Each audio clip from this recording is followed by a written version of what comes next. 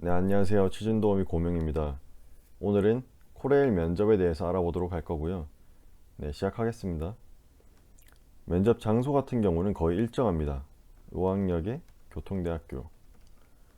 원래 이 철도대학교였죠? 철도대학교에서 이 교통대학교로 이름이 바뀌었고, 특이하게 연수원도 안에 위치해 있습니다.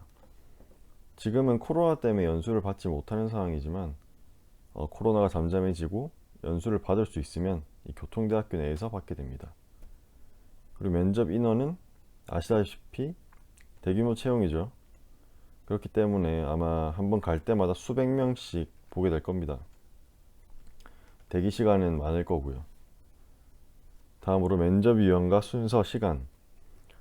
우선 면접 유형은 상황 면접과 인성 면접으로 나뉠 수 있고, 이 상황 면접이 어떻게 돌아가냐면 여러분들이 대기를 하고 있다가 이제 면접실 앞에서 다시 대기를 합니다. 그 앞에 대기를 할 때 이 상황 면접 종이를 주면은 7분 동안 상황 문제라고 할까요? 상황 면접 문제를 풀고 그 다음에 면접실로 들어갑니다. 들어가셔서 이제 앉게 되면은 자기소개 1분 자기소개 시키고 상황 면접 대답하고 거의 꼬리 질문 들어오죠. 그 다음에 인성 질문 3, 4개 아마 꼬리도 있을 거고. 네, 이렇게 진행이 되고요. 총 10분이면은 10분 커트라인으로 알고 있습니다. 10분이면 끝나고, 이걸 제가 좀 더 자세히 보여드리면, 여러분들이 어떤 강당에서 대기를 하다가 한 조가 이제 불려 나가지 않습니까? 그럼 한 조가 이게 면접실 문입니다. 문이면은 이 앞에 의자들 앉아 있죠. 여러분들이 여기 만약에 1조라고 합시다. 1조가 여기 4명이 앉아 있습니다. 그리고 여기 안내요원 안내요원이 있고, 안내원이 여기 책상에다가 뭐라고 할까요? 사학 면접 종이를 주고 이제 7분 동안 시간을 줄 테니까 문제를 풀어야 한다고 합니다. 이 첫 번째 사람한테만. 그러면 준비됐다고 하면 사학 면접을 뒤집어서 보여주고, 물론 펜도 하나 있었던 걸로 기억합니다. 안내원이 타이머를 가지고 7분을 잽니다. 여기서 7분 동안 이걸 풀고 자기 바로 이제 이 다음 사람이 나가게 되면 면접실로 들어가서 이 사학 면접 발표를 하는 겁니다.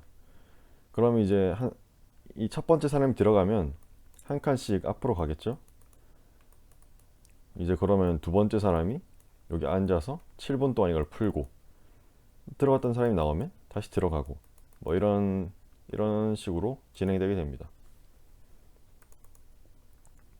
그리고 면접실 안을 한번 디테일하게 한번 보겠습니다.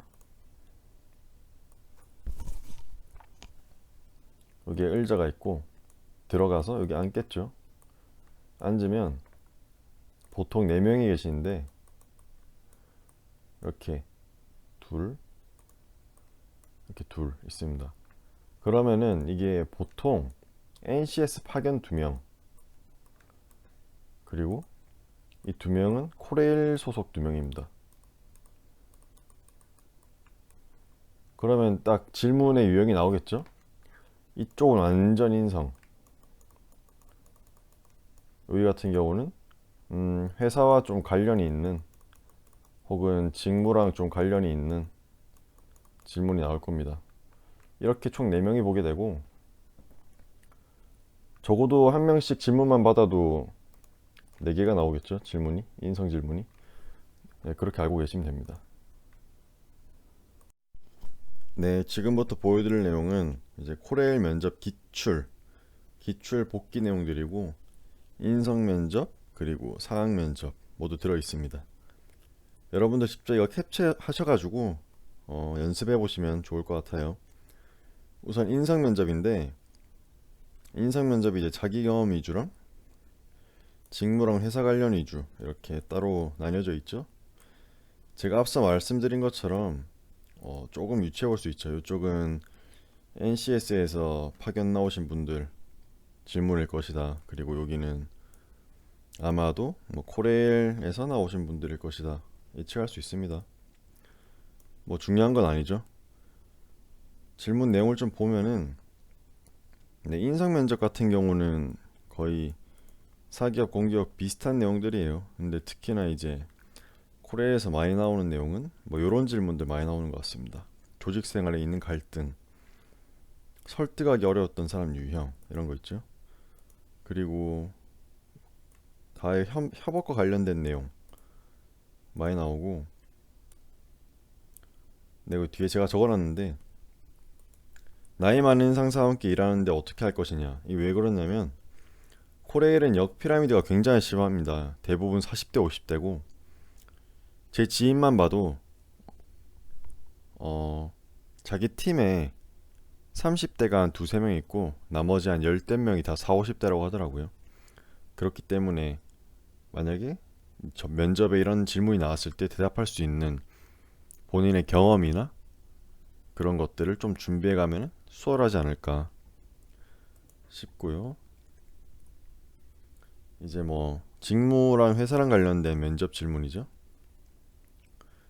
예를 들어서 이런 1번 같은 경우는 제가 이거를 여러 군데서 받았기 때문에 뭐 사무나 전기, 차량 뭐 나눠져 있지 않습니다. 하지만 이런 거에서 사무 영업은 이런 건 물어보지 않겠죠. 안전사고 이런 걸 뭐 차량이나 전기, 건축, 토목 이쪽에서 물어보겠죠.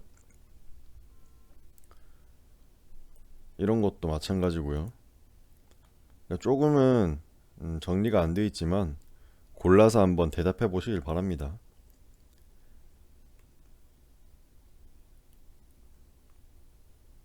내려보겠습니다.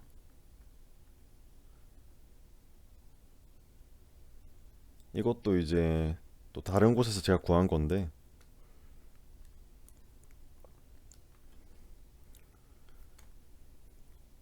뭐 전부 다 이런 동료와 관련된 얘기 이런 거 많이 있죠.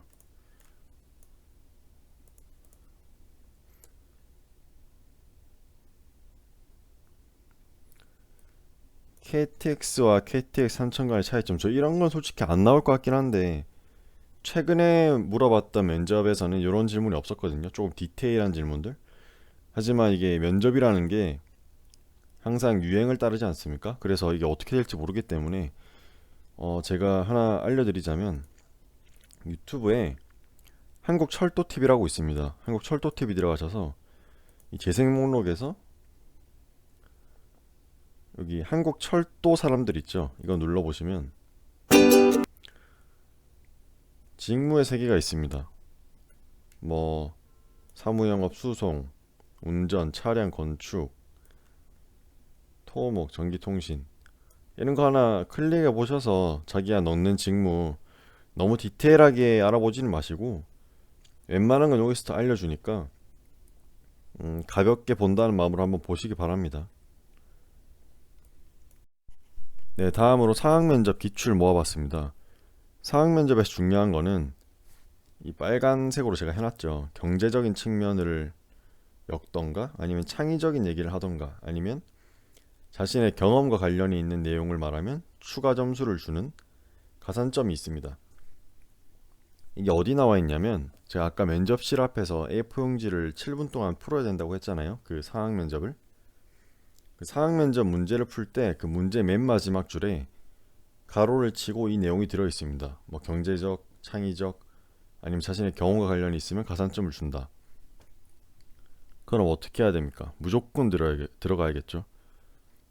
가장 접근하기 쉬운 건 아무래도 경험적인 요소니까 예를 들면 내가 기계과를 나와서 차량직을 지원했는데 자작차 동아리를 할 때 비슷한 경험이 있었으니까 뭐 이렇게 했었다 이런 걸 얘기하던가 아니면 뭐 사무영업이든 어떤 다른 직무든 간에 이전 회사를 다닌 경험이 있으면 이전 회사에 비슷한 경험이 있었는데 이런 식으로 했었다 뭐 그래서 이렇게 하겠다든가 뭐 그런 식으로 하면은 일단 가산점을 받으니까 없어도 만들어내서 발표를 한번 하시길 바랍니다.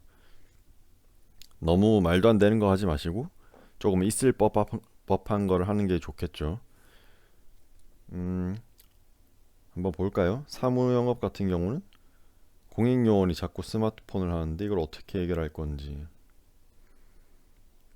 조금 난처한 질문들을 좀 많이 하는 것 같습니다. 상하 면접 같은 경우는. 그리고 전기통신, 직장 동료에게 주의를 줄 수 있는 방안.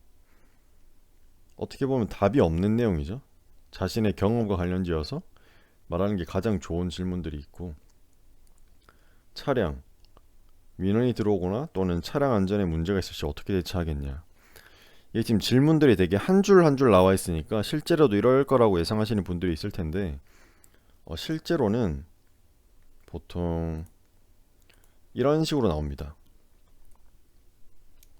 솔직히 이것도 거의 반 정도밖에 안 되는 것 같고요. A4 용지를 꽉 채운다 보시면 되고, 그렇기 때문에 그 7분이라는 내용 동안 7분이라는 시간 동안 독해도 어느 정도 하셔야 되고, 그 독해를 통해 문제점을 뽑아낸 다음에 그 해결책을 말하는 게 중요한데, 제가 추천하는 방법은 한 가지만 말씀하시지 마시고 첫 번째는 이렇게 하고 안 되면 이렇게 하고 한 두세 가지까지는 얘기하시는 걸 추천드립니다. 그래서 이런 식으로 한 이거보다 2배 되는 내용을 적혀 있으면 이제 복기를 하는 사람들이 아무래도 간단하게 생각나는 대로 적으니까 이렇게밖에 안 적었겠죠. 우선 차량직 거라면 19년도는 이렇게 나와 있고요. 20년도는 이런 질문이 나왔다고 합니다. 그리고 이 상학 면접만 질문이 긴 게 아니라 실제로 인성 질문도 굉장히 길어요, 질문이. 그러니까 그 포인트를 빨리 캐치해내시는 게 중요합니다. 보통 세네 질문이 들어오는데 상학 면접 같은 경우 항상 꼬리 질문이 들어온다고 보시면 되고, 인성 질문도 한두 가지는 꼭 꼬리 질문이 들어옵니다. 근데 꼬리 질문이 그렇게 막 압박 면접처럼 어렵게 들어오진 않고 너무 추상적이니까 구체적으로 말해달라. 이 코레일 면접은 구체적을 굉장히 좋아하는 것 같아요. 19년도 질문이었고 20년도 인성 질문. 그래도 구체적으로 말해봐라. 그러니까 이 질문을 하고 대답을 할 때 조금의 뭐랄까요, 여운을 두는 게 좋겠죠. 그 다음에 말할 걸 한번 더 생각해보고.